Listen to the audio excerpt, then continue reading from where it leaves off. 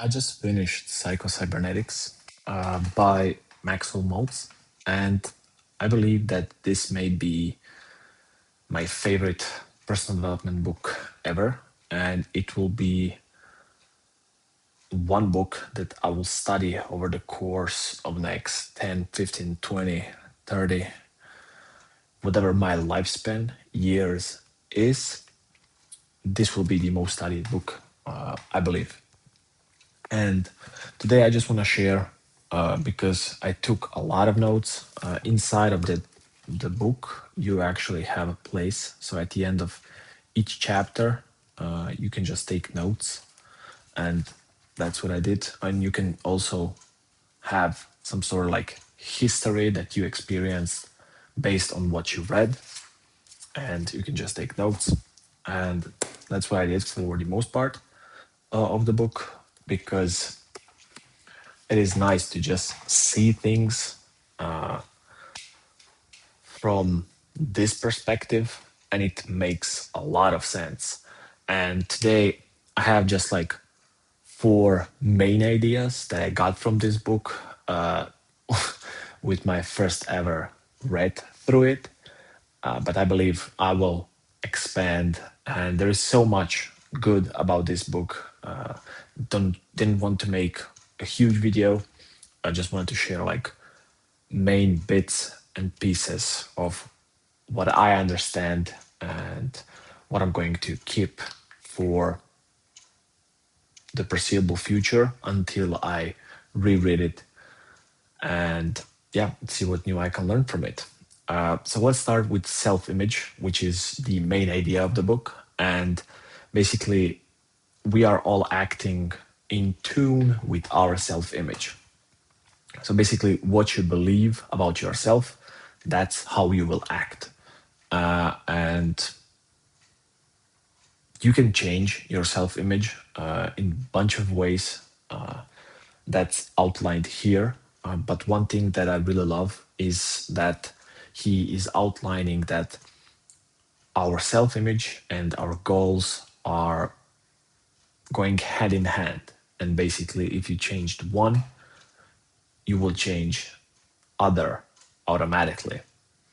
And that's really nice. So if you think about basically a successful person, whatever that means to you, it's really vague. But let's say like a really tangible one, like I want to be a millionaire. So you don't have a self-image of a millionaire, so you will not act as a millionaire. But if you take those traits, those habits, you will slowly start to act in a way like a millionaire with your habits, and they will form your self-image over time. And also one huge idea is that you don't wait for your self-image to change because it will not happen by its own will, and you don't wait to be right at a time or to be correct or to be prepared for anything. You have a goal in mind and you act as if you already have that goal. And basically, it will be a course of action, and you will fail, you will learn, you will adapt, and you will ultimately become the person who achieved that goal. But you can't start the other way around of like, oh, I'll just wait to be ready and then I'll go after this, because you will never be ready. You you become ready only when you start acting towards that something. And that's basically that, like, changing your self-image is what's explained in this book. And all of your goals have to be specific and in present terms, as if you already achieved them. Just because your nervous system can't really tell a difference between what's real and what's imaginary. And therefore, you can kind of like trick yourself into becoming that person who will achieve that. same way when you, for example, like experience failure and you consider yourself to be a failure, you basically hypnotize yourself just because you failed, and then you have the belief, oh, like I'm a failure, and that belief is reinforced by your experience, and then it just kind of like slowly becomes a part of your self-image. And the same mechanisms work in like positive way. So you kind of like think of a goal that you want to achieve, and you feel like it's in present and you are already achieving it, and you already achieved it. And because your mind, or basically your nervous system, can't really make a difference between if this is like a real experience or not, if you really feel like you achieved it like in reality or just in your head, it will basically, your automatic systems like creative mechanism and all of the things he's explaining in the book will kind of start to work in your favor, just because there is no differentiation between those things. And I believe that's basically how like manifestation works, because you can like manifest basically working within this framework and this using this psychology and these laws of like how human mind operates. You really can manifest things.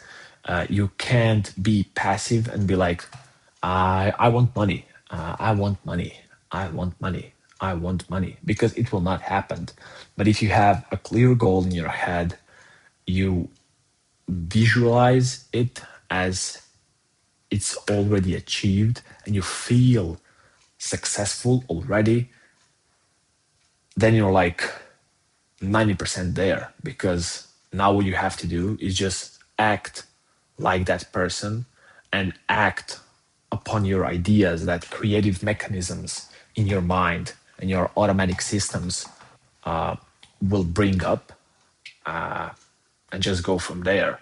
And don't really question things in terms of like, oh, it needs to happen like in this way, or I need to achieve something the way I want to achieve it. Because if you think about nitty gritty stuff, most of it won't happen. And usually when you think about it, you sometimes have plans, but things don't turn up the way we planned. They just kind of like turn up. And the same thing is with your creative mechanisms in your mind. And then on the acting part, he also has the idea that we are all actors. And then he's just like kind of questioning, okay, if we are all actors, why not select the role where you are when you want to be, and basically act accordingly. People sometimes maybe experience some failure, some trauma, something happened in the past, and then they kind of let that dictate their lives. They are acting according to that self-image that they are a failure because that happened. But you can act accordingly to where you want to be, and then just do things present right now in reality and achieve them. And that's basically, then he's pointing that we all need to be actors and not reactors. And basically what that means is that things happen and they are not either good or bad. You know, you just need to choose what you will act upon, and you need to do it in relaxed manner, because tension creates reaction, and that's usually like you being aggressive, you being stressed out, experiencing those negative emotions. But if you are acting, then you are choosing what to act upon, and you are choosing it from a place of relaxation. So you are in control of your temper, your actions, and everything. And hopefully, if you have that goal in mind and you are creating your new self image, you're just thinking about how it will feel right now in present terms as if you already have it, then things will start to slide into their places due to creative mechanisms that we have in ourselves. That's what I understand it from this book. And then another one, this is towards the end of the book, that really hit a home run for me is happiness. And it's just saying that happiness is not something that we earn, that is earned or deserved. It is simply a state of mind in which our thinking is pleasant a good share of time. And it kind of expanded on the idea of happiness by Naval Ravikant from the book The Almanac of Naval Ravikant. And I don't know, I kind of like always feel like I will be happy once I get that. I will be satisfied once I do this. I will feel this way, like in a happier manner, in a pleasant manner, when something good will happen. But it is thinking of as if happiness is deserved or as I need to earn my happiness. You can be happy with where you are right now. Just basically kind of forgive yourself about the past, think in a positive manner towards your goals that you want to achieve, and then just act accordingly. And the fact that you are acting upon something that's kind of like bigger than yourself, like your goals, should make you feel happy because you only have this present moment. So like in the past, you just have things that you can learn from and things that you can basically pull as a like motivation to push you towards where you want to go, basically creating the winning effect that he is speaking about in this book. And just being present, live in the present moment, and actually go after what you want to go after. And this, I mean, there's so much about this book that I didn't mention here. And there is so much notes that I have throughout this book. So much is underlined, so much. Let me actually find something.